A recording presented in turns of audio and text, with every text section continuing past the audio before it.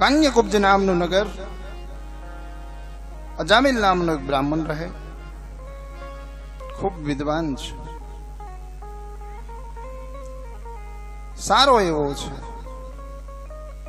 પણ સંગ દોષ થયો, જીવનમાં પરિવર્તન આવ્યું છે.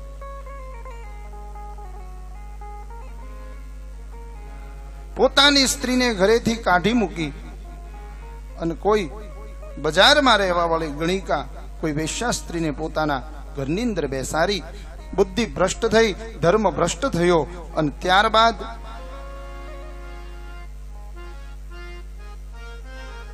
શિકાર કરવા માંડ્યો છે. વનની અંદર જાય, શિકાર કરે. અને એમાં એક દિવસની એવી વાત બની, કોઈક સંતોનું ટોળું છે ગામમાંથી પસાર થાય. કોઈને પૂછ્યું કે અહીંયા કોઈ ભગતનું ઘર ખરી? હા હા બાપા, અમારા ગામમાં મોટા ભગત છે, અજામિલ ભગત છે, હાલો તમને મૂકી આવો. અને આ લોકોએ મશ્કરી કરી, સંતો અજાણ્યા છે અને આ ભગતના ઘરે મૂકી આવ્યા છે. પહેલી જે સ્ત્રી છે એ રાજી થઈ છે કે આજ ઘણા સમયે અમારે ત્યાં સંતોની પધરામણી થાય. બાપજી પધારો, તમે કહો તો ભિક્ષા કરાવું? નહીં બેન, અમારે ભોજન કરવું છે. એક કામ કરો, સીધું સામગ્રી આપો, અમે રસોઈ બનાવીને જમી લઈએ. પણ બાપજી થોડીક ઝડપ કરજો કે મારી જેવું મારા પતિનો સ્વભાવ નથી. રસોઈ બનાવી, જમી અને સંતો ઉભા થાય. અજામિલ ઘરે આવે. સંતોએ કીધું છે કે અજામિલ, તારા ઘરનું અમે અન્ન જમ્યા છીએ, તારે કંઈક અમને દક્ષિણા દેવી પડે. અજામિલ કહે, મહાત્મા, મારા ઘરનું ભોજન લીધું ને એ જ તમારા માટે મોટી દક્ષિણા છે. હું હાજર હોત તો તમને મારા ઘરમાં ન કરવા દે. દક્ષિણા નહીં મળે, નહીતર આ જોડીને ચીપિયો છે ને એ હું લૂંટી લઈશ. સંતો કહે, અને સંતે જે નક્કી કર્યું હોય કે મારે જેનું જીવન સુધારવું છે એ સુધારે છે. એક કામ કરે જામીર, અમારે કઈ જોતું નથી, પણ તારે ત્યાં એક દીકરો થશે અને એનું નામ તું નારાયણ રાખજે. સંતો ચાલ્યા ગયા અને દીકરાનો જન્મ થયો, નામ રાખ્યું નારાયણ. મહાન આ પાપી છે. વાત ઈ આમાં કરવાની છે કે ગમે એવું પાપ કર્યું હોય પણ અજાણતા પણ જો ભગવાનનું નામ લ્યો તો પણ તમને ફળ મળે છે. દેતવા હોય અને એની ઉપર જાણતા અજાણતા પગ પડે ને તોય તમને દજાડે.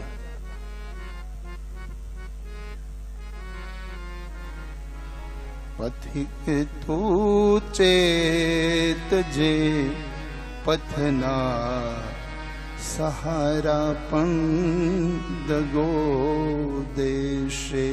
પથિક તું ચેતજે જરા, પથના સહારા પણ દગો દેશે. ધરીને રૂપ મંજિલનું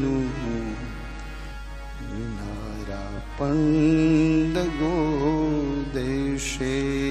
પથિક તું ચેતજે જરા, પથના સહારા પણ દગો દેશે. ફરી જાશે હમણાં જ એમ માનીને મેં ઠાર્યા નહીં. ઠરી જાશે હમણાં જ એમ માનીને મેં ઠાર્યા નહીં. હમણે ઠરી જશે આ દેતવા, પણ મેં ઠાર્યા નહીં.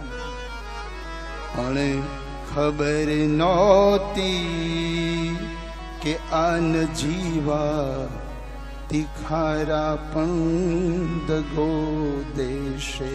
અને ખબર નહોતી આ તિખારા પણ દગો દેશે. ઘણી વાર આપણા જ આપણને દગો આપે. આપણને એમ થાય ને ભાઈનો દીકરો છે, ધંધે ચડાવીએ, હે લાઈન દોરી આપી હોય, સહકાર કર્યો હોય, પણ ખબર ન પડે ઈ જ એકવાર હામો આવી અને તમારું ગળું કરે. હું મારા જ હાથે ડુબાડી દેત નૌકા મજધારે. જો મને ખબર હોત તો હું સહકાર જ ન કરે. હું મારા હાથે જ ડુબાડી દેત નૌકા મજધારે. અગર જો હોત ખબર મુझने किनारा पंदगो देशे. हो ये मुझने कि किनारा पंदगो देशे.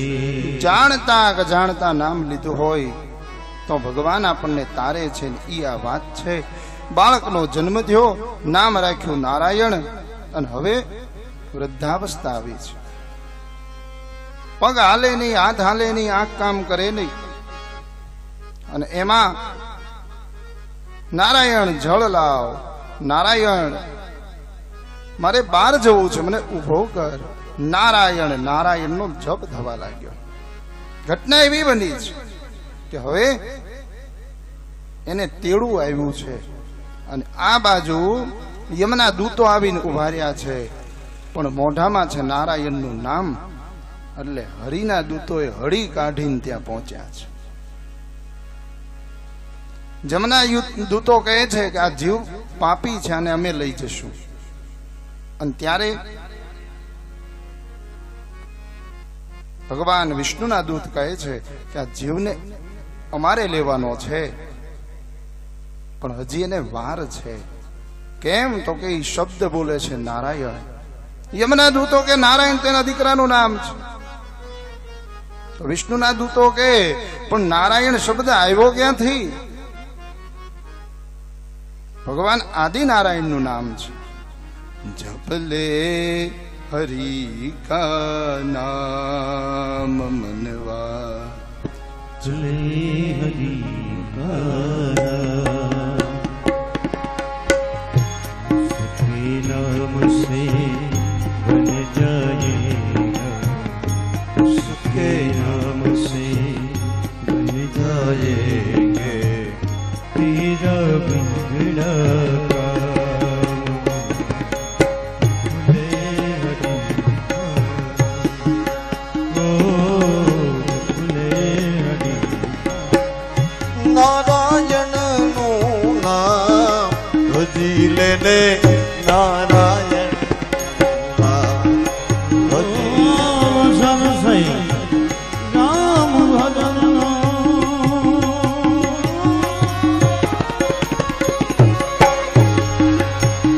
આયમ સરસે રામ ભજન નો કોટિન બેસે નામ,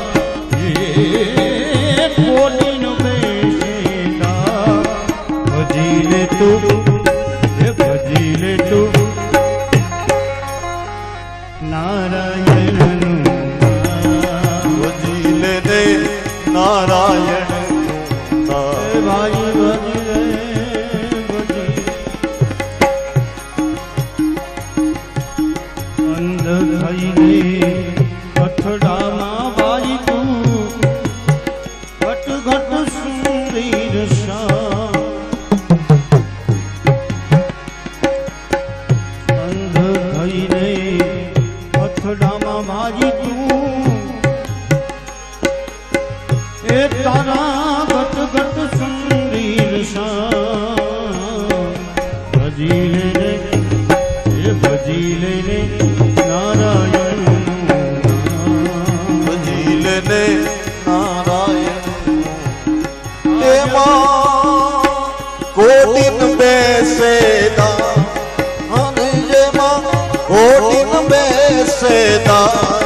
ભજી